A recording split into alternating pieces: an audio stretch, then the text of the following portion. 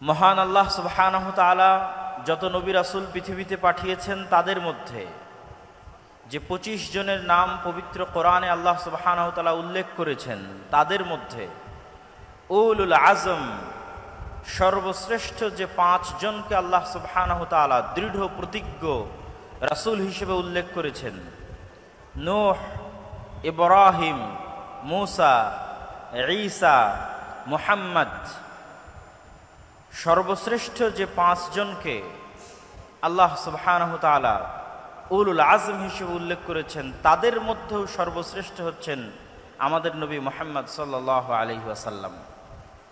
আর তার শ্রেষ্ঠত্বের মাপকাঠি প্রকাশিত হবে, তার শ্রেষ্ঠত্বের মানদণ্ড প্রকাশিত হবে কিয়ামতের মাঠে। কিয়ামতের মাঠে কিভাবে? আমরা যখন আজানের শেষে যে দোয়া পাঠ করি, সেই দোয়ায় আমরা বলি, হে আল্লাহ, আপনি মুহাম্মদ সাল্লাল্লাহু আলাইহি ওয়াসাল্লামকে মাকাম মাহমুদ দান করুন। সেই মাকাম মাহমুদ কি? মাকাম মাহমুদ হচ্ছে কিয়ামতের মাঠে আল্লাহ সুবহানাহু ওয়া তাআলা বিচারই শুরু করবেন না।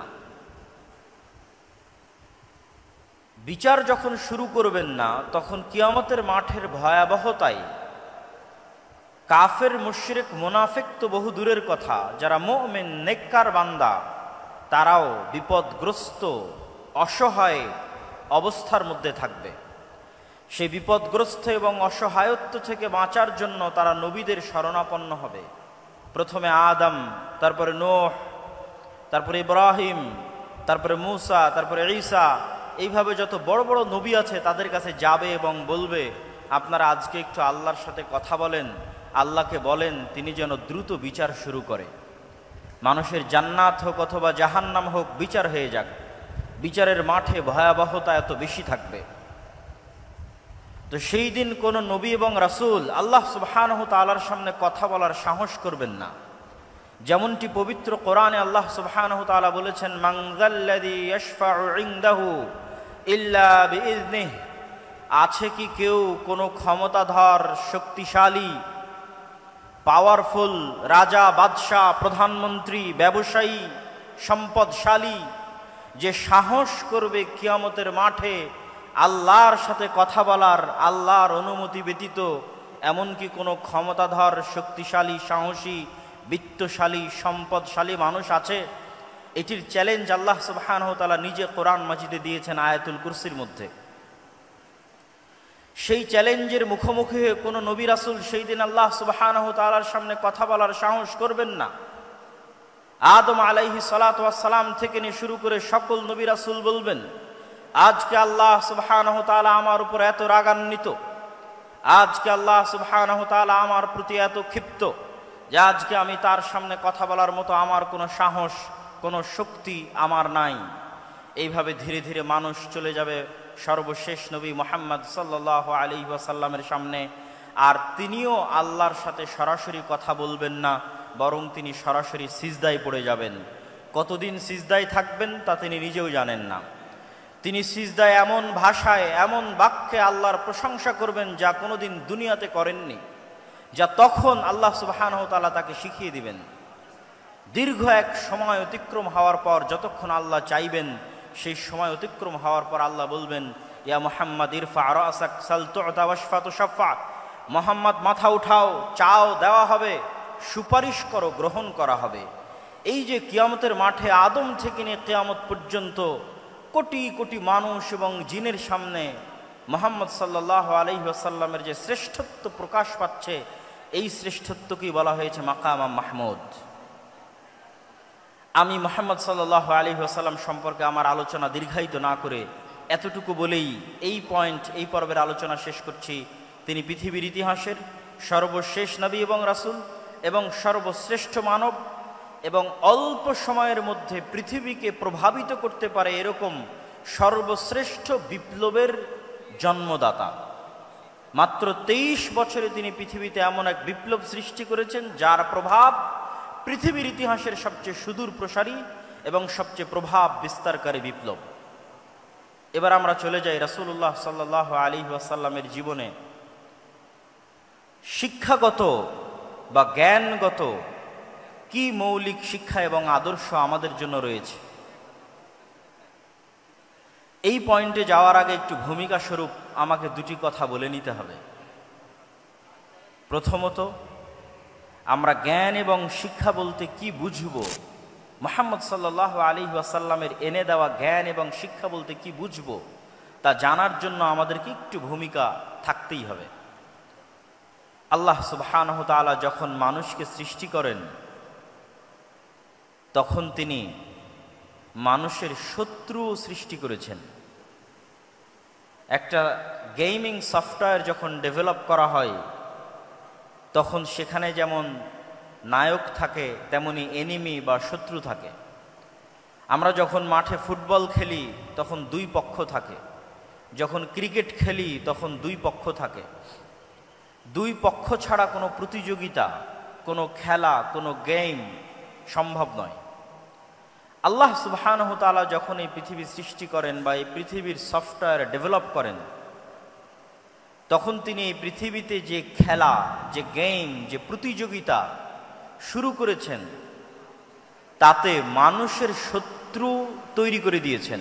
না হলে মানুষ খেলবে কার বিরুদ্ধে, কার সাথে লড়াই করে টিকে থাকবে দুনিয়াতে, কার বিরুদ্ধে যুদ্ধে জয়লাভ করার জন্য তাকে পরকালে পুরস্কার দেওয়া হবে, কার বিরুদ্ধে যুদ্ধ করে পরাজিত হওয়ার জন্য তাকে জাহান্নামে নিক্ষেপ করা হবে। গেম এবং খেলা হতে হবে উভয় পক্ষের পক্ষ থেকে, এবং রেফারিকে হতে হবে ন্যায় বিচারক, এবং সকলকে লেভেল প্লেয়িং ফিল্ড দিতে হবে। যেমনটা নির্বাচনের সময় বলা হয় যে সকল দলকে লেভেল প্লেয়িং ফিল্ড দেওয়া হোক, যেন সমানভাবে সে তার শক্তিকে কাজে লাগাতে পারে। ঠিক এই পৃথিবী ডেভেলপ করার সময় আল্লাহ সুবহানাহু ওয়া তাআলা মানুষ এবং মানুষের শত্রু একই সাথে সৃষ্টি করে দিয়েছেন। একই সময় মানুষের সেই চিরন্তন শত্রু হচ্ছে ইবলিস, এবং ইবলিসের সেনাবাহিনী শায়াতিনাল ইনসি ওয়াল জিন, জিনদের মধ্যে থেকে শয়তান এবং মানুষদের মধ্যে থেকে শয়তান, তাদের সর্দার হচ্ছে ইবলিস। তাদের সাথে চিরন্তন যুদ্ধ আল্লাহ সুবহানাহু ওয়া তাআলা শুরু করে দিয়েছেন মানুষের। আপনি পবিত্র কোরআনের প্রথম থেকে নিয়ে শেষ পর্যন্ত অধ্যয়ন করেন, আল্লাহ সুবহানাহু ওয়া তাআলা আপনার শত্রু হিসেবে কাকে চিহ্নিত করছেন। যে আপনার গীবত করে, অপবাদ দেয়, আপনার জমি জায়গা দখল করে নিয়েছে তাকে, যে ইসরায়েল ফিলিস্তিনে মুসলমানদেরকে হত্যা করছে তাকে, যে ব্রাহ্মণ্যবাদী কট্টরপন্থী যারা মুসলমানদের উপর অত্যাচার করছে তাকে। জি না, আল্লাহ সুবহানাহু ওয়া তাআলা পবিত্র কোরআনে বারবার মানুষের জন্য শত্রু হিসেবে চিহ্নিত করেছেন শয়তানকে। ইন্নাশ শাইতানা লাকুম আদুউম মুবিন, শয়তান তোমাদের জন্য চিরন্তন এবং চিরস্থায়ী শত্রু। এই জন্য আপনি যখন কোরআন তেলাওয়াত করতে যান, তখন আল্লাহ সুবহানাহু ওয়া তাআলা আপনাকে শিখিয়ে দিয়েছে যে কোরআন তেলাওয়াতের পূর্বে তুমি বলো আউযু বিল্লাহি মিনাশ শাইতানির রাজিম, যে হে আল্লাহ, আমি বিতাড়িত শয়তান থেকে পরিত্রাণ চাচ্ছি। শয়তানের অস্তিত্ব কতটা বাস্তব, শয়তান মানুষের কতটা ভয়ঙ্কর শত্রু, যে কোরআনের তেলাওয়াত পর্যন্ত শুরু হচ্ছে শয়তান থেকে পরিত্রাণ চেয়ে। পবিত্র কোরআনের শুরু থেকে নিয়ে শেষ পর্যন্ত এবং রাসূল সাল্লাল্লাহু আলাইহি ওয়াসাল্লামের হাদিসকে যদি আপনি সামনে রাখেন, রাসূলুল্লাহ সাল্লাল্লাহু আলাইহি ওয়াসাল্লামের জীবনীকে যদি আপনি সামনে রাখেন, প্রতিটি কর্মকে যদি আপনি সামনে রাখেন, তাহলে দেখবেন রাসূল সাল্লাল্লাহু আলাইহি ওয়াসাল্লাম প্রত্যেকটা আদেশ, প্রত্যেকটা নিষেধ, প্রত্যেকটা দোয়া, প্রত্যেকটা জিকির তিনি শয়তানের বিরুদ্ধে দিয়েছেন। রাসূলুল্লাহ সাল্লাল্লাহু আলাইহি ওয়াসাল্লাম আমাদেরকে সালাম দেওয়া শিখিয়েছেন, তার জীবনের একটি শিক্ষা। তো সালাম দেওয়া শিখাতে গিয়ে তিনি আমাদের কি বলেছেন? যদি তোমাদের কেউ বাড়িতে প্রবেশ করার সময় সালাম দেয়, তাহলে শয়তান বলে লা মাবিতা লাকুম ওয়ালা আশা আলাকুম, এই বাড়িতে তোমাদের থাকার জায়গা নাই, খাওয়ার জায়গা নাই, এই বাড়ি থেকে বের হয়ে যাও। আর যখন তোমাদের কেউ রুমে, ঘরে, বাড়িতে প্রবেশ করার সময় সালাম না দেয়, তখন শয়তান বলে এই বাড়ি তোমাদের থাকার জায়গা, এই বাড়ি তোমাদের খাওয়ার জায়গা। শিখালেন সালাম আর কানেক্ট করলেন শয়তানের সাথে। রাসূলুল্লাহ সাল্লাল্লাহু আলাইহি ওয়াসাল্লাম আমাদেরকে শিখালেন খাওয়ার সময় বিসমিল্লাহ বলতে হবে, কিন্তু কানেক্ট করছেন কার সাথে? যদি তোমাদের মধ্যে কেউ খাওয়ার সময় ইদা আকালা আহাদুকুম ওয়ালাম ইয়াযকুর ইসমাল্লাহ, যদি তোমাদের কেউ খাবার গ্রহণ করে আর বিসমিল্লাহ না বলে, ইয়াকুলু মাআহু শাইতান, তাহলে শয়তান তার সাথে ওই খাদ্য গ্রহণ করে। শিখালেন বিসমিল্লাহ, কিন্তু সম্পৃক্ত করছেন শয়তানের সাথে।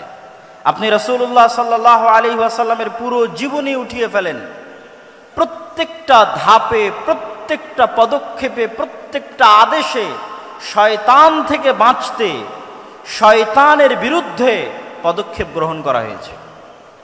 তার মানে শয়তান অবাস্তব, অকল্পনীয় কিছু নয়। আমাদের চিরন্তন যে গেম আল্লাহ সুবহানাহু ওয়া তাআলা শুরু করে দিয়েছেন খেলা, এটি শয়তানের বিরুদ্ধে। এবং এই গেমকে, এই খেলাকে লেভেল প্লেয়িং ফিল্ড করার জন্য আল্লাহ সুবহানাহু ওয়া তাআলা মানুষের পক্ষে কিছু ঘোষণা দিয়ে রেখেছেন, শয়তানের পক্ষে কিছু ঘোষণা দিয়ে রেখেছেন। শয়তানের পক্ষে দুটি ঘোষণা। এক, ইবলিসকে পৃথিবীর সবচেয়ে ভয়ঙ্কর শক্তিশালী মেকানিজম আল্লাহ দিয়ে দিয়েছেন। আজকের এই উন্নত আধুনিক বিশ্বে মানুষ কত উন্নত, তারপরও মানুষ অন্তর থেকে অন্তরে কথা ট্রান্সফার করতে পারে না। মোবাইলের হোয়াটসঅ্যাপের মেসেজ বলেন, মেসেঞ্জারের মেসেজ বলেন, আজকে আমার আলোচনা বলেন, লাইভ ভিডিও বলেন, প্রত্যেকটাই আমাদের কান দিয়ে শুনতে হয়। আজকে যদি আমি আমার অন্তর থেকে আপনাদের অন্তরে মেসেজ ট্রান্সফার করতে পারতাম, আমাকে চিল্লিয়ে বলা লাগতো না, মেসেজে লেখা লাগতো না যেটা আপনি পড়বেন। কেন পড়ার দরকার? কেনই বা শোনার দরকার? আমাকে আল্লাহ এই মেকানিজম দিলে আমি এখানে বসে থেকে আপনাদের অন্তরে মেসেজ দিয়ে দিতাম। কিন্তু এই শক্তিশালী পাওয়ারফুল মেকানিজম আল্লাহ কাকে দিয়েছেন? আপনাদের জিজ্ঞেস করছি, কাকে দিয়েছেন? একটু জোরে বলেন তো, কাকে দিয়েছেন? শয়তানকে দিয়েছেন। ইউসবিসু ফি সুদুরিন নাস, মানুষের অন্তরে সরাসরি ডাইরেক্টলি মেসেজ দিতে পারে শয়তান, ওয়াসওয়াসা দিতে পারে শয়তান। মানুষ দ্বিধায় পড়ে যাবে, তার অন্তরে এখন যে কল্পনা চলছে, এই কল্পনা তার না শয়তানের দেওয়া, আমি আপনি কেউ জানি না। আমরা প্রত্যেক সময়ে যে কাজ করার সিদ্ধান্ত নিচ্ছি এবং আমাদের অন্তরে কথা উদিত হচ্ছে, এই প্রত্যেকটি উদিত হওয়া কথা আমার নিজের না শয়তানের পক্ষ থেকে আমরা জানি না। রাসূলুল্লাহ সাল্লাল্লাহু আলাইহি ওয়াসাল্লাম বলেছেন, এমন কোনো মানুষ নেই ইল্লা ওয়ালাহু কারিনান, যার সাথে দুইজন বন্ধু সব সময় থাকে না। কারিনুম মিনাল মালাইকাহ ওয়া কারিনুম মিনাশ শাইতান, একজন থাকে ফেরেশতা বন্ধু, আরেকজন থাকে শয়তান বন্ধু। প্রত্যেক মানুষের সাথে সব সময় দুইজন বন্ধু তার সাথে আছে, এক ফেরেশতা বন্ধু, দুই শয়তান বন্ধু। তার অন্তরে প্রত্যেক যা কল্যাণকর কাজের ইচ্ছা জাগে তা সে ফেরেশতার পক্ষ থেকে ইলহাম, আর তার অন্তরে প্রত্যেক যা অকল্যাণকর কাজের ইচ্ছা জাগে তা সে ওয়াসওয়াসা, শয়তানের পক্ষ থেকে। আজকে আপনারা এখানে উপস্থিত হয়েছেন, আমি উপস্থিত হয়েছি, এই যে আমাদের অন্তরে এখানে আসার ইচ্ছা জাগ্রত হয়েছে, এই কল্যাণকর কাজের জন্য আমাদের ফেরেশতা বন্ধুর পক্ষ থেকে আমাদের অন্তরে কথা দেওয়া হয়েছে, আমাদের অন্তরে ইচ্ছা জাগ্রত করা হয়েছে। যাই সকালে যখন ফজরে ঘুমিয়ে থাকছি, রাসূলুল্লাহ সাল্লাল্লাহু আলাইহি ওয়াসাল্লাম তখনও বলেছেন শয়তানের কথা। যদি বাস্তব না হতো তিনি কেমনে বলতেন? তিনি বলছেন, শয়তান তখন মানুষের মাথার কাছে গিয়ে বলে, নাম নাম নাম ইন্নাল লাইলা লাতাবিল, হে আদমের সন্তান ঘুমিয়ে থাকো, ঘুমিয়ে থাকো, রাত এখনো অনেক লম্বা। তাহলে আপনি মনে করছেন আমি আমার আরামের জন্য ফজরে ঘুমিয়ে আছি, আর আল্লাহর নবী বলছেন না, আপনার আরামের জন্য নয়, শয়তান আপনার অন্তরে দিচ্ছে তুমি এখন ঘুমিয়ে থাকো। সম্মানিত উপস্থিতি, তাহলে আল্লাহ সুবহানাহু ওয়া তাআলা ইবলিসকে দুইটা ছাড় দিয়েছে। এক, সরাসরি আমাদের অন্তরে কথা দিতে পারে ইবলিস। দুই, কিয়ামত পর্যন্ত তার হায়াত বাড়িয়ে দেওয়া হয়েছে। যতদিন আদম আর আদমের সন্তানেরা পৃথিবীতে বসবাস করবে, ততদিন আদম আর আদমের সন্তানদেরকে শত্রুতামূলক জাহান্নামে নিয়ে যাওয়ার দৃঢ় প্রতিজ্ঞ এবং দৃঢ় পণ নিয়ে কাজ করে যাবে ইবলিস এবং তার সাঙ্গপাঙ্গ এবং সেনাবাহিনী। তাদের ওয়াদার কথা আল্লাহ নিজে কোরআন মাজিদে বলেছেন, যে ইবলিস এই মর্মে ওয়াদাবদ্ধ যে আমি একাই জাহান্নামে যাব না, আদম সন্তানদেরকে সাথে নিয়ে জাহান্নামে যাব, এই শত্রুতার ঘোষণা আল্লাহ সুবহানাহু ওয়া তাআলা কোরআনে দিয়েছেন। তাহলে ইবলিস এবং শয়তান যদি অবাস্তব হতো, তাহলে কোরআন আর আল্লাহর নবীর জীবনীতে এইভাবে তিনি শয়তানের প্রতি গুরুত্ব আরোপ করতেন না। সম্মানিত উপস্থিতি, তাহলে এবার লেভেল প্লেয়িং ফিল্ডে ইবলিসের ক্ষমতা অনেক বেশি। তাহলে আদম সন্তানের জন্য কি থাকলো, আমার এবং আপনার জন্য কি থাকলো? কি দিয়ে আমরা শয়তানের বিরুদ্ধে এই যুদ্ধে বিজয়ী হব? এটি রাসূল সাল্লাল্লাহু আলাইহি ওয়াসাল্লামের জীবনের সবচেয়ে বড় মৌলিক শিক্ষা। মহান আল্লাহ সুবহানাহু ওয়া তাআলা পবিত্র কোরআন মাজিদে বলছেন, কুল নাহবিতু মিনহা জামিআ ফাইম্মা ইয়াতিয়ান্নাকুম মিন্নী হুদান ফামান তাবিআ হুদায়া ফালা খাউফুন আলাইহিম ওয়ালা হুম ইয়াহজানুন। আল্লাহ সুবহানাহু ওয়া তাআলা আদেশ দিলেন ইবলিসকে আসমান থেকে নেমে যাওয়ার জন্য, আদেশ দিলেন আদম এবং হাওয়াকে জান্নাত থেকে নেমে যাওয়ার জন্য। আদম এবং হাওয়া আর ইবলিসের গল্প কাল্পনিক নয়, পৃথিবীর সব ধর্ম বইয়ে লেখা আছে। ইহুদিদের বাইবেলে, ইহুদিদের তাওরাতে লেখা আছে, খ্রিস্টানদের বাইবেলে লেখা আছে, মুসলমানদের কোরআনে লেখা আছে। কমন গল্প, সেম কমন। ইবলিস, আদম, হাওয়া তথা সকল নবী একই মেসেজ দিয়েছে। আমাদের সৃষ্টি রহস্য সম্পর্কে সেম মেসেজ দিয়েছেন সকল নবী। তাহলে আল্লাহ সুবহানাহু ওয়া তাআলা বলছেন, আমি ইবলিসকে বললাম আসমান থেকে নেমে যাও, আদমকে বললাম জান্নাত থেকে নেমে যাও। তারপরে ফাইম্মা ইয়াতিয়ান্নাকুম মিন্নী হুদান ফামান তাবিআ হুদায়া, আজ থেকে ইবলিস আর আদম পরস্পরের শত্রু।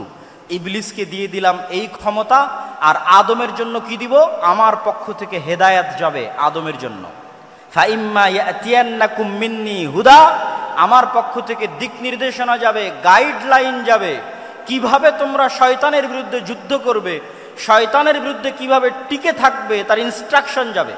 নতুন যখন ফ্রিজ কিনেন, কম্পিউটার কিনেন, যে কোনো মেশিনারিজ কিনেন, তখন গাইডলাইন থাকে, ইনস্ট্রাকশন থাকে।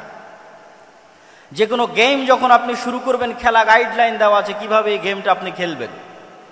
তো এই পৃথিবীতে আপনি শয়তানের বিরুদ্ধে কিভাবে খেলবেন এবং জিতবেন, হারবেন না, তার দিক নির্দেশনা, গাইডলাইন আল্লাহ পাঠাবে, এটা আল্লাহর ওয়াদা।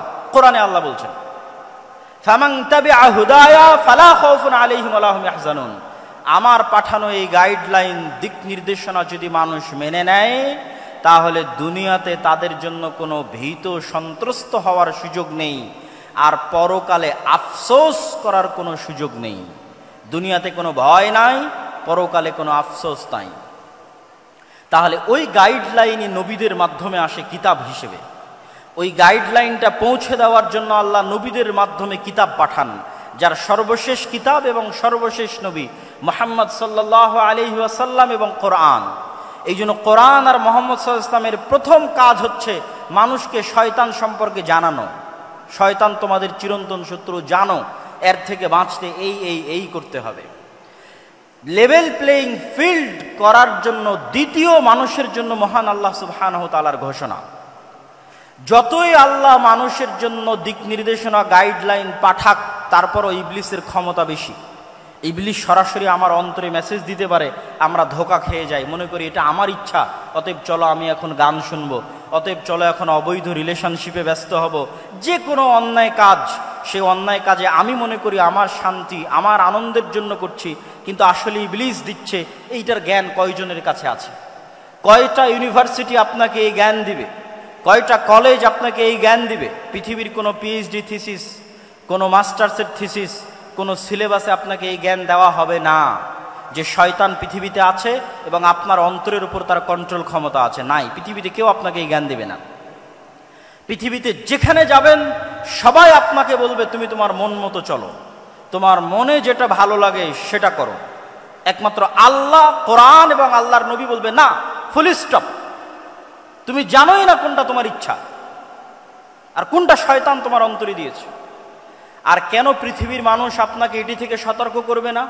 কেন পৃথিবীর কোনো ইউনিভার্সিটি, কোনো সিলেবাস, কোনো কারিকুলামে বলা নাই যে পৃথিবীতে শয়তান আছে এবং তার থেকে আপনাকে বাঁচতে হবে? শয়তান এইভাবে কাজ করে আর আপনাকে তার বিরুদ্ধে এইভাবে যুদ্ধ করতে হবে, এরকম কোনো গাইডলাইন, কোনো সিলেবাস কেন নাই?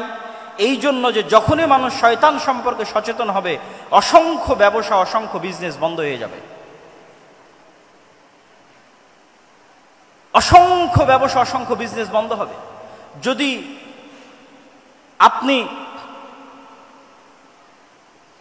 আপনার সাইকোলজিকে ম্যানিপুলেট করতে না পারে, তাহলে যত সামাজিক যোগাযোগ মাধ্যম আছে যারা মানুষের মনোযোগকে ধরে রাখার জন্য জাস্ট মানুষের সাইকোলজি কিভাবে কাজ করে, কিভাবে মানুষকে ফেসবুক, ইউটিউব, টুইটারে ব্যস্ত রাখা যাবে এর জন্য গবেষণা করে তার ফিচার সাজায়, আপনি যখন নিজের মনের বিরুদ্ধে যুদ্ধ করবেন তখন এগুলো লস প্রজেক্ট। আর যখন আপনি নিজের মন মতো চলবেন তখন এগুলো প্রত্যেকটা প্রজেক্ট লাভজনক। যখন আপনি নিজের মনের বিরুদ্ধে গিয়ে পর্দা করবেন তখন ফ্যাশন ইন্ডাস্ট্রিজ বন্ধ হয়ে যাবে, আর যখন মন মতো চলবেন তখন ফ্যাশন ইন্ডাস্ট্রিজের বিজনেস চলবে। এরকম প্রত্যেকটা ধাপ আছে যা শয়তান ম্যানুফ্যাকচার করে রেখেছে পৃথিবীর মানুষকে ভুলিয়ে রাখার জন্য। এটি আমি বলছি না, আল্লাহ সুবহানাহু ওয়া তাআলা বলছেন, আলহাকুমুত তাকাসুর, হে দুনিয়ার মানুষ, তোমাদেরকে শয়তান দুনিয়ার লোভ লালসা দিয়ে এমন ভাবে ভুলিয়ে রাখবে। কি ভুলিয়ে রাখবে? কি ভুলিয়ে রাখবে? সালাতের কথা? জি না। শয়তান আপনাকে কি ভুলিয়ে রাখবে? সিয়ামের কথা? জি না। শয়তান আপনাকে ভুলিয়ে রাখবে মৃত্যুর কথা। আলহাকুমুত তাকাসুর হাত্তা যুরতুমুল মাকাবির, কবরে না যাওয়া পর্যন্ত আমার এবং আপনার মনে হওয়ার চান্স নাই যে আমি আপনি মারা যেতে পারি। আজকের পৃথিবী এতটা ব্যস্ততম পৃথিবী, আজকের টেকনোলজি এতটা ব্যস্ততম, আজকের মোবাইল, আজকের টেকনোলজি, সামাজিক যোগাযোগ মাধ্যম মানুষকে এমনভাবে আঁকড়ে ধরে আছে, অবৈধ সম্পর্ক মানুষকে এমনভাবে আঁকড়ে ধরে আছে, ক্যারিয়ারের চিন্তা, দুনিয়ার চিন্তা এমনভাবে আঁকড়ে ধরে আছে যে আপনি মাসকে মাস, বছরকে বছর চিন্তা করতে পারবেন না যে আপনি মারা যাবেন। হাত্তা যুরতুমুল মাকাবির। আর এটাই শয়তানের টার্গেট, যেন আপনি কোনোদিন ভুলেও স্মরণ না হয় যে আপনি মারা যাবেন। কেননা যখনই স্মরণ হবে আপনি মারা যাবেন, তখনই আপনার মধ্যে অস্থিতিশীলতা কাজ করবে, আপনি শান্তি খুঁজবেন। তখনই তো আপনাকে কোরআন বলবে তোমার চিরন্তন শত্রু হচ্ছে শয়তান। সম্মানিত উপস্থিতি, তাহলে কি আলোচনা করছিলাম? যতই আল্লাহ সুবহানাহু ওয়া তাআলা আমাদের জন্য গাইডলাইন দিক, তারপরেও পাওয়ারফুল ইবলিস আমার অন্তরে মেসেজ দেওয়ার জন্য। তাহলে আমার জন্য ছাড় কোথায়, অফার কোথায়? আল্লাহ সুবহানাহু ওয়া তাআলা এবার আমাদের জন্য ছাড় এবং অফারের ঘোষণা দিচ্ছেন। এটা হচ্ছে ইসলামের আরেকটি বড় মৌলিক মূলনীতি। সেটি কি? শয়তান মানুষকে গাইডলাইন থাকার পরেও ওয়াসওয়াসা দেওয়ার মাধ্যমে পথভ্রষ্ট করতো যত গুনাহ করাবে, যত গুনাহ করাবে, যত ভয়ঙ্কর থেকে ভয়ঙ্কর গুনাহ হোক না কেন, শিরকের মতো গুনাহ হোক, হত্যার মতো গুনাহ হোক, জেনা ব্যভিচারের মতো গুনাহ হোক, যত বেশি পরিমাণে গুনাহ হোক না কেন, আসমান জমিন ভর্তি গুনাহ হোক না কেন, আল্লাহ সুবহানাহু ওয়া তাআলার পক্ষ থেকে মানুষের জন্য অফার শয়তানের বিরুদ্ধে যাওয়ার জন্য, শয়তানকে পরাজিত করার জন্য।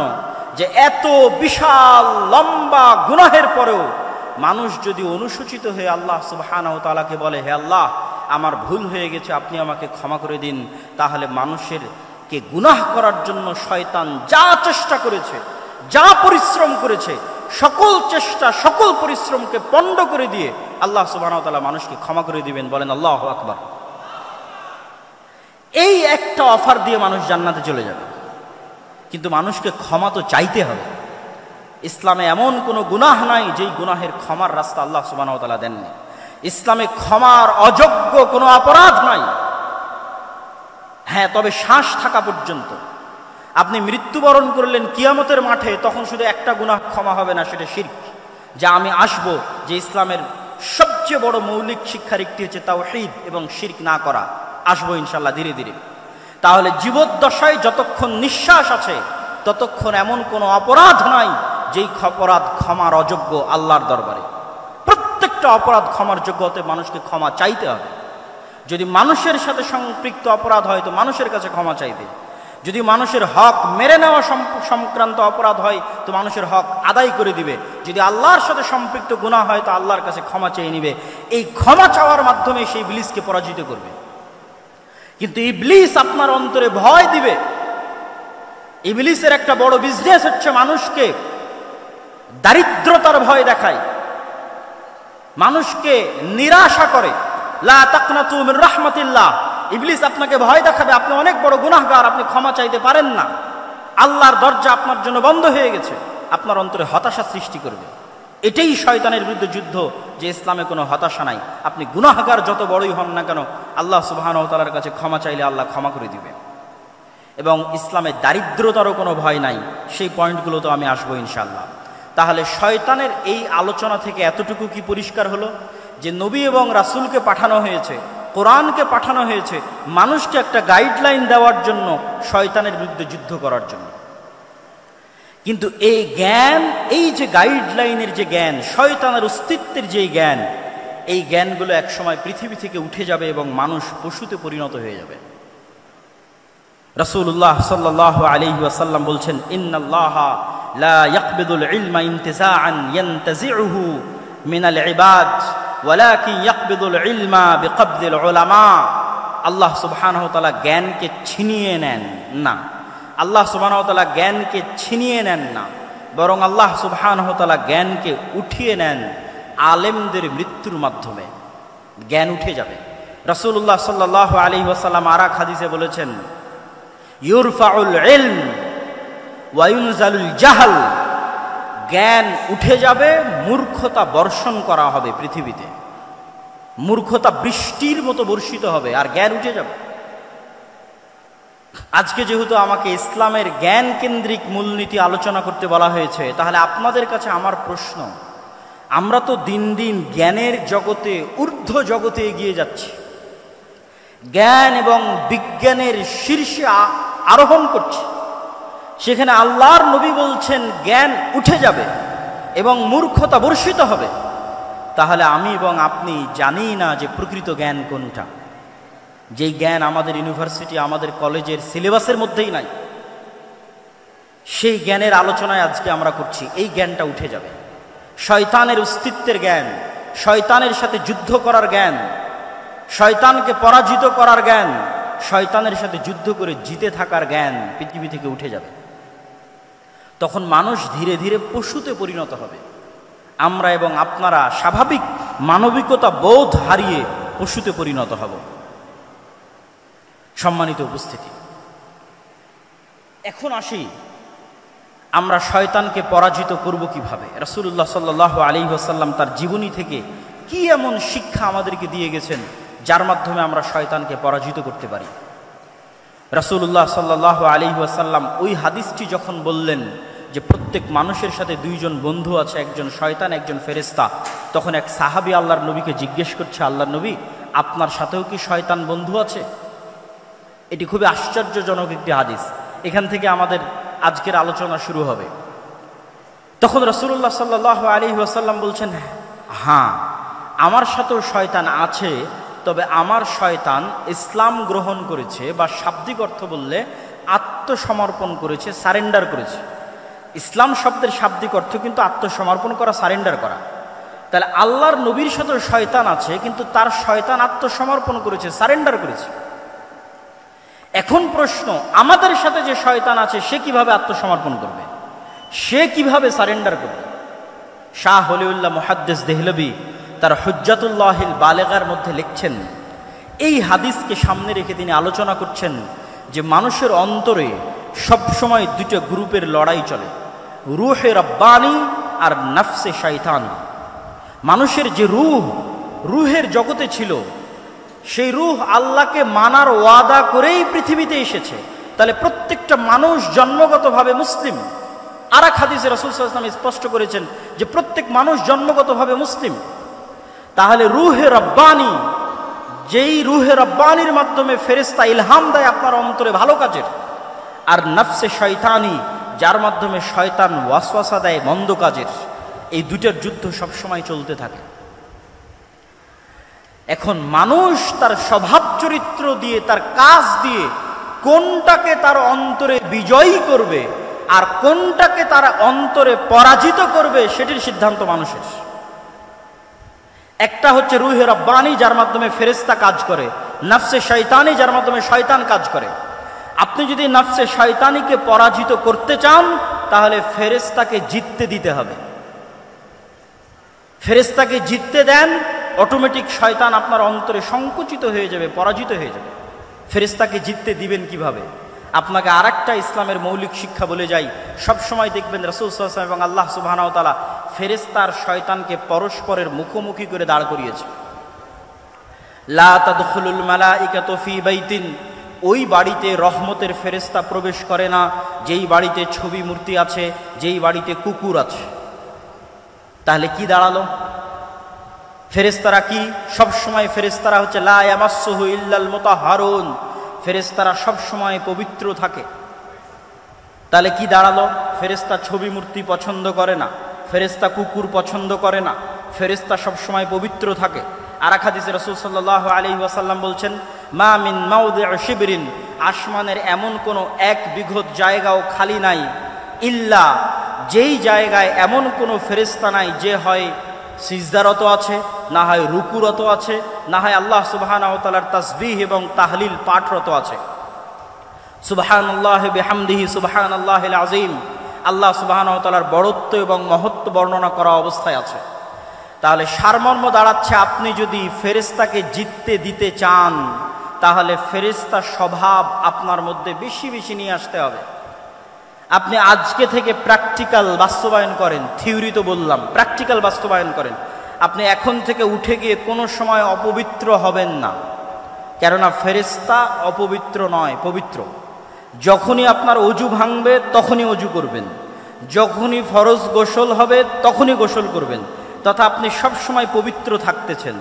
মানে আপনার অন্তরে আপনি রূহে রব্বানি ফেরেশতা শক্তিকে বিজয়ী হওয়ার সুযোগ করে দিচ্ছেন। আর আপনার অন্তরে অটোমেটিক শয়তান তখন সংকুচিত হয়ে যাবে, পলাতক এবং পরাজিত হয়ে যাবে। ওই যে আল্লাহর নবী বলল, আমার শয়তান আত্মসমর্পণ করেছে, আপনার শয়তান আত্মসমর্পণ করবে। আপনি ছবি মূর্তি থেকে দূরে সরে যান, আপনি তাসবিহ এবং তাহলিল পাঠ করেন, জিকির এবং আযকার করেন, এগুলো ফেরেশতার স্বভাব। তখন আপনার অন্তরে রূহে রব্বানি বিজয়ী হবে। আর যদি আপনি মনে করেন আপনি আপনার অন্তরে ফেরেশতাকেই পরাজিত করবেন আর শয়তানকে বিজয়ী করবেন, তাহলে বেশি খেতে হবে, বেশি ঘুমাতে হবে, বেশি অপবিত্র থাকতে হবে। এই জন্য যারা শয়তানের গোলাম হয়, যারা শয়তানের দাস হয়, প্রকৃত অর্থে যারা শয়তানের ইবাদত করে, তাদের ইনস্ট্রাকশনের মধ্যে দেওয়া থাকে তাকে অপবিত্র থাকতে হবে। টানা 40 দিন গোসল অজু কিছুই করা যাবে না, যেখানে পেশাব পায়খানা করবে ওখানেই খাদ্য গ্রহণ করতে হবে, যাতে মানুষকে তার মানুষত্বের জায়গা থেকে নিচে নামানো যায়। মানুষকে আল্লাহ সর্বশ্রেষ্ঠ সৃষ্টি হিসেবে সৃষ্টি করেছে, মানুষকে তার মনুষ্যত্বের জায়গা থেকে নিচে নামানোর জন্যই LGBTQ। ফেরাউন মানুষত্বের জায়গা থেকে নিচে নামেনি কেন? ফেরাউন পুরুষ ছিল, অহংকারের কারণে কাফের হয়ে গেছে, কিন্তু আর মনুষ্যত্বের জায়গা থেকে নিচে নামেনি। নমরুদ কাফের ছিল, মুশরিক ছিল, আবু জাহাল, আবু লাহাব কাফের মুশরিক ছিল, কিন্তু মানুষ ছিল, মানুষত্বের জায়গা থেকে, পৌরসত্বের জায়গা থেকে নিচে নামেনি। কিন্তু শয়তান আমাকে এবং আপনাকে চায়, বর্তমান পৃথিবী চায়, বর্তমান পৃথিবীর গ্লোবাল সিস্টেম চায় যে মানুষ তো শয়তানের শিক্ষা, শয়তান সম্পর্কে জানুক, এটা তো বহু দূরের কথা। মানুষ যেন শয়তানের গোলাম হতে হতে তার স্বাভাবিক যে চাল চরিত্র আছে সেটি থেকেও যেন নিচে নেমে যায়। এই জন্য আপনাকে যেমন অপবিত্র থাকার প্রতি শয়তান উৎসাহিত করবে, ঠিক তেমনি আপনি পুরুষ আছেন অথচ আপনাকে কল্পনা করতে বলা হবে যেন আপনি নারীর মতো কল্পনা করেন, এটি আপনাকে স্বাভাবিক মানুষ থেকে নিচে নামিয়ে দিবে, ফেরাউনের চেয়ে জঘন্য করে দিবে, আবু লাহাব আবু জাহালের চেয়ে জঘন্য করে দিবে। তখন আপনি শয়তানের পরিপূর্ণরূপে গোলাম হয়ে যাবেন। সম্মানিত উপস্থিতি, তাহলে আমরা আলোচনা করছিলাম যে রাসূলুল্লাহ সাল্লাল্লাহু আলাইহি ওয়াসাল্লাম আমাদেরকে শয়তান থেকে বাঁচার জন্য কি করতে হবে? আমার অন্তরে, আমিও পারবো আমার অন্তরে নফসে শয়তানিকে আত্মসমর্পণ করাতে আমার রূহে রব্বানি ফেরেশতা স্বভাবের সামনে। আর আমি যদি চাই আমি শয়তানকেও বিজয়ী করতে পারবো আমার অন্তরে, তখন আমি পরিপূর্ণরূপে শয়তানের গোলাম হয়ে যাব। ইসলামের শিক্ষার সারমর্ম এটি যে আপনাকে শয়তানের বিরুদ্ধে যুদ্ধ করতে হবে, এবং শয়তানের বিরুদ্ধে যুদ্ধ করতে গিয়ে ইসলামের মৌলিক শিক্ষাগুলোর যদি আমি সারমর্ম করি, তার একটি বড় শিক্ষা হচ্ছে তাওহীদ, আরেকটি বড় শিক্ষা হচ্ছে সালাত। তাওহীদ এবং সালাত কিভাবে শয়তানের বিরুদ্ধে যুদ্ধ করে আপনাকে আমি দেখাই। তাওহীদ হচ্ছে ইসলামের মৌলিক বিশ্বাস, যা প্রচার করতে পৃথিবীতে সব নবী রাসূল এসেছে, যা প্রচার করতে কোরআন এসেছে, যা প্রচার করতে মুহাম্মদ সাল্লাল্লাহু আলাইহি ওয়াসাল্লাম এসেছেন। সেটি কি? আমার এবং আপনার অন্তরে এককভাবে, অদ্বিতীয়ভাবে শুধুমাত্র একটি সত্তারই জায়গা হবে, তিনি হচ্ছেন আল্লাহ সুবহানাহু ওয়া তাআলা। তিনি রব হিসেবে একক, ইলাহ হিসেবে একক এবং অদ্বিতীয়, নাম এবং গুণাবলীতে একক এবং অদ্বিতীয়। রব হিসেবে একক এবং অদ্বিতীয় পৃথিবীর সবাই মানে, ইহুদি, খ্রিস্টান, বৌদ্ধ, হিন্দু সবাই আল্লাহকে রব হিসেবে একক এবং অদ্বিতীয় মানে, যে আল্লাহ সৃষ্টিকর্তা, আল্লাহ সুবহানাহু ওয়া তাআলা বৃষ্টি বর্ষণকারী, আল্লাহ সুবহানাহু ওয়া তাআলা পাহাড় নদী নালার প্রবাহিতকারী, স্থাপনকারী, আমার আপনার সৃষ্টিকারী সবাই মানে। কিন্তু আল্লাহ সুবহানাহু ওয়া তাআলাকে ইলাহ হিসেবে একক এবং অদ্বিতীয় কেউ মানে না, মুসলমানও মানে না। বহু মুসলিম আল্লাহকে রব হিসেবে একক এবং অদ্বিতীয় স্বীকার করলেও ইলাহ হিসেবে মানে না। ইলাহ মানে আপনার অন্তরের ভক্তি এবং শ্রদ্ধা, যতটুকু আপনার ভক্তি এবং শ্রদ্ধা আপনি করতে পারেন তার পুরোটাই অন্য কাউকে দেওয়া বহু দূরের কথা, যতটুকু ভক্তি শ্রদ্ধা আছে ততটুকু আল্লাহ সুবহানাহু ওয়া তাআলার সামনে সমর্পণ করতে হবে। যতটুকু চাওয়ার আছে ততটুকু আল্লাহ সুবহানাহু ওয়া তাআলার সামনে চাইতে হবে।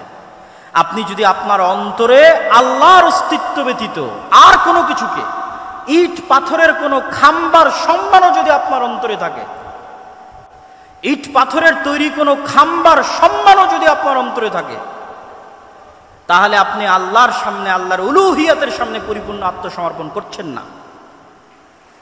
সামগ্রিক বিধানদাতা হিসেবে আল্লাহ সুবহানাহু ওয়া তাআলার সামনে যদি আপনার আত্মসমর্পণ না থাকে,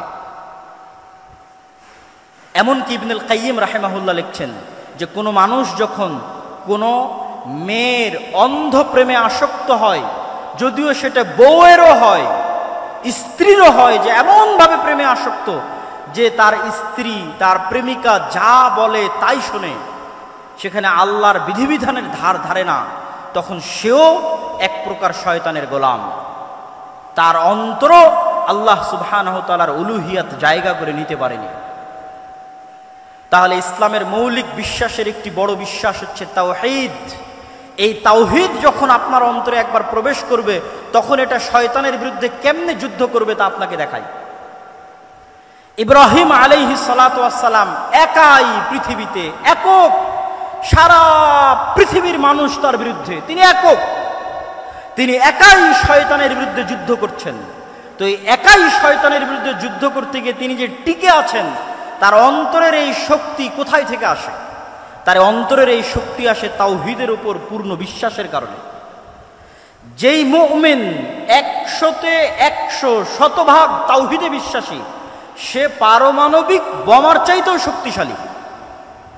ইব্রাহিমের মতো, ইব্রাহিমকে আগুনে নিক্ষেপ করে দেওয়া হয়েছে, কিন্তু তার বিশ্বাস থেকে তিনি টলেননি। তার কনফিডেন্স লেভেল কোন পর্যায়ে থাকতে পারে, আত্মবিশ্বাস কোন শীর্ষ চূড়ায় থাকতে পারে যে তাকে আগুনে নিক্ষেপ করলেও তিনি টলেননি।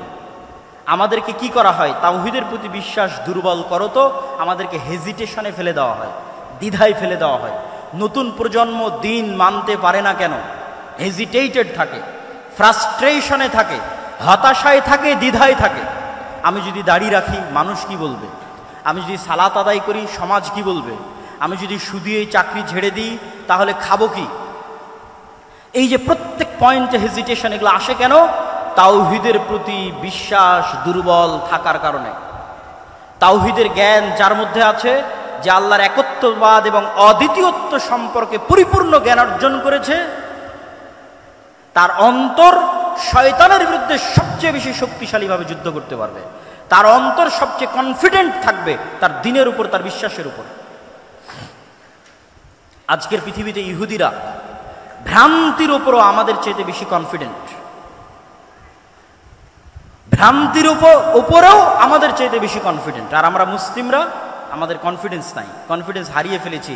দীর্ঘ 190 বছরের কলোনিয়াল সিস্টেমে তাদের গোলামির কারণে আমাদের রক্তের মধ্যে এমনভাবে গোলামি প্রবেশ করেছে যে আমরা কখনো স্বাধীনভাবে চিন্তা করতে পারি না, নিজের দিনের উপর পূর্ণ আস্থা এবং পূর্ণ বিশ্বাস কনফিডেন্টলি স্থাপন করতে পারি না, কেননা আমাদের মধ্যে তাওহীদের জ্ঞান নাই। 2 নাম্বার, সালাত কিভাবে আপনাকে শয়তানের বিরুদ্ধে যুদ্ধ করায়। আপনি তো ইসলামের সারমর্ম দেখলেনই যে এই অন্তরকে কন্ট্রোল করতে পারতে হবে। তো অন্তরকে কন্ট্রোল করার জন্য শুধু বিরত থাকার মাধ্যমে কখনো প্র্যাকটিস হয় না। আপনি সেনাবাহিনীতে জয়েন করলে কঠোর পরিশ্রমের মাধ্যমেই আপনাকে সেনাবাহিনীর র্যাঙ্কিং বাড়াতে হবে। তো এই 5 ওয়াক্ত সালাত শয়তানের বিরুদ্ধে যুদ্ধ। প্রতি 5 ওয়াক্ত সালাত জামাতের সাথে মসজিদে উপস্থিত হওয়ার মাধ্যমে আপনি দিনে 5 বার শয়তানকে পরাজিত করেন। এই জন্য রাসূলুল্লাহ সাল্লাল্লাহু আলাইহি ওয়াসাল্লাম বলেছেন, যে ব্যক্তি টানা 40 দিন মসজিদে এসে তাকবীরে তাহরিমার সাথে সালাত আদায় করলো, সে মুনাফিকি থেকে মুক্তি পেয়ে গেল, জাহান্নামের আগুন থেকে মুক্তি পেয়ে গেল। কেন? মানে টানা 40 দিন প্রায় 200 ওয়াক্ত সালাত, মানে 200টা বিশ্বযুদ্ধে শয়তানকে পরাজিত করা। তো যে এক টানা পরস্পর 200টা যুদ্ধে শয়তানকে পরাজিত করতে পারবে, তার অন্তরের উপর তার কন্ট্রোল ক্ষমতা কায়েম হয়ে গেছে, প্রতিষ্ঠিত হয়ে গেছে। ওই যে রাসূল সাল্লাল্লাহু আলাইহি ওয়াসাল্লামের শয়তান আত্মসমর্পণ করেছে, আপনার শয়তান আত্মসমর্পণ করে ফেলেছে। কেননা 200টা যুদ্ধে আপনি তাকে পর পর পরাজিত করেছে। তাহলে সালাত হচ্ছে শয়তানের বিরুদ্ধে সবচেয়ে বড় যুদ্ধ। এই জন্য সালাতকে এত শক্তিশালীভাবে ইসলামে একটি মাত্র কাজ দেওয়া আছে, আর কোনো কাজ দেওয়া নাই।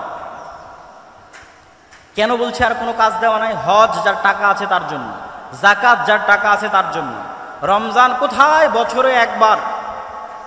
আর কি এমন ফরজ আছে যা আপনাকে করতে বলা হয়েছে? আপনি খুঁজে বের করেন কোরআন এবং হাদিস থেকে আপনাকে কোনো একটা কাজ ফরজ হিসেবে করতে বলা হয়েছে, করতেই হবে এমন। বিরত থাকার তো অনেক কিছুই আছে, এটা করা যাবে না, এটা করা যাবে না। হ্যাঁ, ড্যাফোডিল ইউনিভার্সিটিতে ভর্তি হলেও তো অনেক কিছু আছে, এটা করা যাবে না। কিন্তু ক্লাসে যদি না যান তাহলে কি কাজ? আপনি ড্যাফোডিল ইউনিভার্সিটির সকল নিয়ম কানুন মেনে নিলেন, সন্ধ্যা 5টার মধ্যেই ফিরে আসতে হবে, আরও যত নিয়ম কানুন আছে, কিন্তু ক্লাসেই গেলেন না। আপনি তো ভর্তি হয়েছেন ক্লাসে যাওয়ার জন্য। তো ইসলামের বাকি সব কিছু যদি আপনি মেনে নেন, কিন্তু আপনি তো এখানে এসেছেনই সালাত কায়েম করার জন্য, সালাত প্রতিষ্ঠা করার জন্য, কেন এটাই শয়তানের বিরুদ্ধে যুদ্ধ। সম্মানিত উপস্থিতি, ইসলামের সারমর্ম বলতে গিয়ে আমরা যে পয়েন্টগুলো তুলে ধরছি, তার মধ্যে ইসলামের মৌলিক শিক্ষা বলতে গিয়ে তার মধ্যে 1 নাম্বার আমরা শয়তানের বিষয়টি তুলে ধরেছি। 2 নাম্বার শয়তানের বিরুদ্ধে যুদ্ধ করতে গিয়ে তাওহীদের কি ভূমিকা সেটি তুলে ধরলাম। 3 নাম্বার শয়তানের বিরুদ্ধে যুদ্ধ করতে গিয়ে সালাতের কি ভূমিকা সেটি তুলে ধরলাম। এবার আমরা আসি ইসলামের সামগ্রিক যে রূপটা আছে। ইন্নাদ-দীনা ইনদাল্লাহিল ইসলাম, Islam is a complete code of life. আমরা তো সবাই মুখস্থ, কিন্তু এটিকে আমরা বাস্তবে বুঝি যে ইসলাম হচ্ছে মানুষের সকল সামগ্রিক জীবনের বিধিবিধান। ব্যক্তি জীবন, পারিবারিক জীবন, সামাজিক জীবন, রাষ্ট্রীয় জীবন, প্রত্যেকটা জীবন, প্রত্যেকটা ধাপ কিভাবে চলবে তার পরিপূর্ণ দিক নির্দেশনা ইসলামে দেওয়া আছে। এই পরিপূর্ণ দিক নির্দেশনা সম্পর্কে আল্লাহ সুবহানাহু ওয়া তাআলা কোরআন মাজিদে বলেছেন, ওমাই ইয়াবতাগি গায়রাল ইসলামি দীনা, যে ব্যক্তি ইসলামের এই কমপ্লিট কোড অফ লাইফ থাকার পরে অন্য আর কোনো জীবন বিধান অনুসন্ধান করবে, তার পক্ষ থেকে সেটি গ্রহণ করা হবে না। আজকে নতুন করে বাংলাদেশে লালনবাদ, মানে ইসলাম যদি কমপ্লিট কোড অফ লাইফ আপনি মনে না করেন, তো আপনার কোনো না কোনো কিছু পূরণ করার জন্য কোনো না কোনো থিওরি লাগবে। রাষ্ট্র পরিচালনার জন্য গণতান্ত্রিক থিওরি লাগবে, ডেমোক্রেটিক্যাল অবকাঠামো লাগবে, ঠিক আরও অনেক কিছুর জন্য আরও অনেক কিছু লাগবে, সেগুলো বলতে চাচ্ছি না। কিন্তু আপনাকে বুঝতে হবে যে ইসলাম হচ্ছে একটি সামগ্রিক জীবন বিধান এবং পৃথিবীর সকল মানুষের জন্য, এবং পৃথিবীর সকল মানুষ আল্লাহ সুবহানাহু ওয়া তাআলার কাছে সমান। ইসলামের কাছে পৃথিবীর সকল মানুষ সমান, সাদা কালো, হিন্দু বৌদ্ধ খ্রিস্টান মুসলিম সকল মানুষ মানুষ হিসেবে সমান। আল্লাহ সুবহানাহু তাআলা পবিত্র কোরআন মাজিদে বলছেন, ইয়া আইয়ুহান নাস ইন্না খালাকনাকুম মিন যাকারিন ওয়া উনসা, আমি তোমাদেরকে সৃষ্টি করেছি এক পুরুষ এবং এক নারী হতে। ওয়া জাআলনাকুম শুউবান ওয়া কাবাইলা, আর তোমাদেরকে জাতি গোত্রে ভাগ করে দিয়েছি। তাহলে সব মানুষকে আল্লাহ মানুষ হিসেবে সম্বোধন করেছেন, আদমের সন্তান হিসেবে সম্বোধন করেছেন। আল্লাহর নবী কি বলেছেন? ইয়া আইয়ুহান নাস, হে দুনিয়ার মানুষ, ইন্না রাব্বাকুম ওয়াহিদ, তোমাদের প্রতিপালক একজন, ওয়া ইন্না আবাকুম ওয়াহিদ, আর তোমাদের সকলের পিতা একজন। জো বাইডেনের পিতা আর ডক্টর ইউনূসের পিতা একজন। ইন্না আবাকুম ওয়াহিদ, তোমাদের সকলের পিতা একজন, তিনি হচ্ছে আদম। অতএব পৃথিবীর সকল মানুষ সমান, নো ডিসক্রিমিনেশন, কোনো বৈষম্য নাই আল্লাহ সুবহানাহু ওয়া তাআলার কাছে, ইসলামের কাছে কোনো বৈষম্য নাই। তাহলে ইসলামের যোগ্যতার মাপকাঠি কি? যেমন ছাত্ররা কোটার বিরুদ্ধে আন্দোলন করেছে, কোটা সংস্কার। ইসলামে কোনো কোটা সিস্টেম আছে নাকি জান্নাতে যাওয়ার জন্য? নাই। ইসলামের যোগ্যতার মাপকাঠি এমন যেটা সকলেই অর্জন করতে পারবে। ইন্না আকরামাকুম ইনদাল্লাহি আতকাকুম, তুমি কালো হও, সাদা হও, তুমি টাকা পয়সাওয়ালা হও আর গরিব হও আর ধনী হও, যে লেভেলে থাকো না কেন, প্রধানমন্ত্রী হও আর রিক্সাওয়ালা হও, জান্নাতে যাওয়ার জন্য কোনো কোটা নাই। একটাই সিস্টেম যেটা প্রধানমন্ত্রীও আয়ত্ত করতে পারবে, রিক্সাওয়ালাও আয়ত্ত করতে পারবে, সেটা তাকওয়া, পরহেজগারিতা, আল্লাহ ভীরুতা। ওমাই ইয়াত্তাকিল্লাহ ইয়াজআল লাহু মাখরাজা ওয়া ইয়ারযুকহু মিন হাইথু লা ইয়াহতাসিব, আর যে ব্যক্তি আল্লাহকে ভয় করবে, আল্লাহ পৃথিবীতে চলার জন্য তার রাস্তা বের করেই দিবেন, যেভাবেই হোক, যেখান থেকেই হোক, তার রাস্তা আল্লাহ বের করবেনই করবেন। ওয়া ইয়ারযুকহু মিন হাইথু লা ইয়াহতাসিব, আর এমন জায়গা থেকে আল্লাহ তার রিজিকের ব্যবস্থা করে দিবেন যেখান থেকে সে নিজেও কল্পনা করতে পারে না। ওমাই ইয়াতাওয়াক্কাল আলাল্লাহ ফাহুয়া হাসবুহ, আর যে ব্যক্তি আল্লাহর উপর পূর্ণ আস্থা রাখে, আল্লাহ তার অভিভাবক হিসেবে যথেষ্ট। নি'মাল মাওলা ওয়া নি'মান নাসির, আর তিনি সর্বশ্রেষ্ঠ অভিভাবক। সম্মানিত উপস্থিতি, তাহলে এই আয়াত থেকে ইসলামের সারমর্ম কিন্তু আমাদের সামনে ফুটে উঠল। এবার আমি বলি, ইসলামের সফলতার মানদণ্ড কি? সফল তো হবেন তাকওয়া দিয়ে। সফলতার মানদণ্ড কি? তাকওয়া দিয়ে কি অর্জন করতে চান? আমাদের কাছে সাকসেসফুল কেরিয়ারের জন্য অসংখ্য মোটিভেশনাল স্পিকার আছে, স্পিচ আছে, কিন্তু ইসলামের দৃষ্টিতে সাকসেসফুল কেরিয়ার কোনটা? আল্লাহ সুবহানাহু ওয়া তাআলা কোরআন মাজিদে বলছেন, ফামান যুহজিহা আনিন নার ওয়া উদখিলাল জান্নাহ ফাকাদ ফাজ।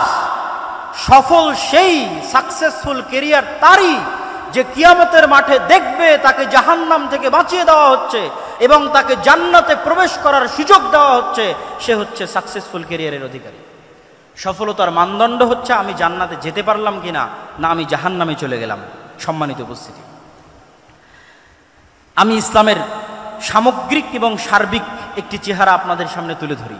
ব্যক্তি জীবনের আলোচনা হলো, পারিবারিক জীবনে ইসলাম দুটি জিনিস চায়। এক, বংশ সুরক্ষা করতে, মানুষ যেন তার পিতৃ পরিচয় হারিয়ে না ফেলে, এই জন্য জেনা সহ সকল অবৈধ সম্পর্ক নিষিদ্ধ করে দেওয়া হয়েছে। তালাকের যে লম্বা বিধিবিধান, এগুলো দেওয়া হয়েছে মানুষের বংশনামা সুরক্ষা করার জন্য। সামাজিক জীবনে ইসলাম কি চায়? সামাজিক জীবনে ইসলাম চায় ন্যায় বিচার, সততা। রাষ্ট্রীয় জীবনে ইসলাম কি চায়? রাষ্ট্রীয় জীবনে সততা এবং ন্যায় বিচারের পাশাপাশি মানুষের 5টি অধিকার নিশ্চিত করতে চায়। আর সততা এবং ন্যায় বিচার ইসলামের সকল মূলনীতির সারমর্ম, যেটা দিয়ে আজকের বক্তব্য শেষ করে দেব। এতক্ষণ পর্যন্ত যা আলোচনা করলাম, যা আপনাদেরকে ইসলামের দর্শন, ইসলামের থিওরি বোঝানোর চেষ্টা করলাম রাসূল সাল্লাল্লাহু আলাইহি ওয়াসাল্লামের জীবনী থেকে, তার সারমর্ম লুব্বে লোবাব এক বাক্যে যদি শেষ করি, সেটি হচ্ছে সত্যবাদিতা, ন্যায়পরায়ণতা। আজকের এটি বলে আমার বক্তব্য শেষ করে দিব। দুঃখজনক হলেও সত্য, আমরা মুসলমানেরা মনে করে নিয়েছি, ছাত্র ভাইদের দৃষ্টি আকর্ষণ করছি, আমার আলোচনার সকল পয়েন্ট যদি ভুলে যান, এই শেষের পয়েন্টটা আর শুরুতে যে শয়তানের আলোচনা করেছিলাম, এই দুটো পয়েন্ট ভুলবেন না। আজকের শেষের এই পয়েন্টটা মনে রাখার চেষ্টা করবেন। আমাদের মধ্যে অনেকেই মনে করে আমি বাংলাদেশে ইসলাম কায়েম করে ফেলবো। কিভাবে ইসলাম কায়েম করবেন? সবাই যদি নামাজি হয়ে যায় ইসলাম কায়েম হয়ে গেল, সবাই যদি পর্দা করে ইসলাম কায়েম হয়ে গেল। জি না, ইসলামের সবচেয়ে বেসিক এলিমেন্ট সবচেয়ে মূল ভিত্তি হচ্ছে সত্যবাদিতা, ন্যায়পরায়ণতা। বাইতুল মুকাররমের মধ্যে নামাজি মানুষ মারামারি করতেছে, বাইতুল মুকাররমের মধ্যে যার দাড়ি আছে, টুপি আছে, পাঞ্জাবি আছে, সে মারামারি করতেছে। তার মানে কি? তার মানে সে ইসলামের বেসিক এলিমেন্ট সম্পর্কে জানে না। সে মনে করেছে ইসলাম মানে সালাত, সে মনে করেছে ইসলাম মানে হজ, সে মনে করেছে ইসলাম মানে পর্দা। কিন্তু ইসলাম মানে আগে ন্যায়পরায়ণতা, আগে সত্যবাদিতা। মুহাম্মদ সাল্লাল্লাহু আলাইহি ওয়াসাল্লাম সালাত শিখেছে 40 বছর পরে, সূরা ফাতিহা শিখেছে 40 বছর পরে, আর উনি জন্মগত সত্যবাদী এবং ন্যায়পরায়ণ। তথা 40 বছর যাবৎ যেই গুণ তিনি জন্মগত বহন করেছেন নবী হওয়ার আগেও, সেটি হচ্ছে তিনি সত্য বলতেন, কোনোদিন মিথ্যা বলেননি। 2, তিনি সৎ এবং ন্যায়পরায়ণ, কোনোদিন মানুষের প্রতি অন্যায় করেননি। পৃথিবীতে আল্লাহ যত নবী রাসূল পাঠিয়েছেন, প্রত্যেক নবী রাসূলকে নবী হওয়ার আগে এই দুটি মৌলিক গুণাবলীর অধিকারী হতে হয়েছে। 1, সত্য কথা বলতে হবে, ন্যায়পরায়ণ হতে হবে। কেন? এই গুণটা আল্লাহর। আল্লাহ সত্যবাদী, আল্লাহ ন্যায়পরায়ণ। আল্লাহ বলে দিয়েছেন তিনি কিয়ামতের মাঠে বলিনি কোটার ভিত্তিতে বিচার হবে না, আর কোনো কিছুর ভিত্তিতে বিচার হবে না, উনি ন্যায়পরায়ণ। তিনি বলেছেন ইন্নী হাররামতু যুলমা আলাইয়া, আমি আল্লাহ আমার উপর অত্যাচার করাকে হারাম করে নিয়েছি। এই যে পৃথিবী সৃষ্টি করে দিলাম, গেম ওপেন করে দিলাম, সফটওয়্যার ডেভেলপ করে দিলাম, এখন এখানে প্লাস আর মাইনাস পয়েন্ট বাড়তে থাকবে, কমতে থাকবে। মনে করেন শেয়ার বাজার যে মেরে নিয়ে গেছে ওর হয়েছে প্লাস প্লাস প্লাস, আর যার মেরে নিয়েছে ওর হয়েছে মাইনাস মাইনাস মাইনাস। এখন কিয়ামতের মাঠে আল্লাহ যদি এই প্লাস মাইনাসকে ক্যান্সেল করে জিরো না বানাতে পারেন, তাহলে আল্লাহ আল্লাহ নন, নাউজুবিল্লাহ। এটা তার দাবি যে তিনি ন্যায়পরায়ণ। মানে পৃথিবীতে যা অন্যায় সংঘটিত হয়েছে, মানুষের সাথে তো বহু দূরের কথা, পশুর সাথেও যা অন্যায় সংঘটিত হয়েছে তা তিনি মিটমাট করে দিয়ে পৃথিবীর রেজাল্ট করবেন জিরো। পৃথিবী যখন শুরু হয়েছিল তখন জিরো, আর পৃথিবীতে মানুষ যা অন্যায়, অনাচার, মারামারি, কাটাকাটি, ঢাকা বিশ্ববিদ্যালয়ে একজনকে অন্যায়ভাবে হত্যা করা হলো, ওই বিষয়ে রাসূল সাল্লাল্লাহু আলাইহি ওয়াসাল্লামের একটা হাদিস শুনেন।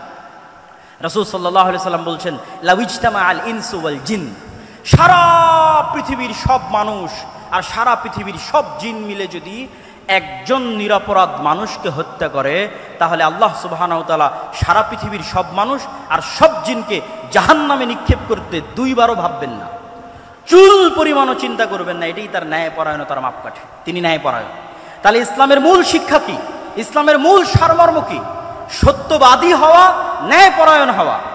গত 15 বছর যে ফ্যাসিজম প্রতিষ্ঠিত ছিল, এই ফ্যাসিজমে হাজারো ওসি, লক্ষ ডিসি, লক্ষ এসপি, নামাজি, হাজি, দরবেশ, সে মনে করেছে সালাত ইসলাম, কিন্তু সে তার দায়িত্বে ন্যায়পরায়ণ নয়।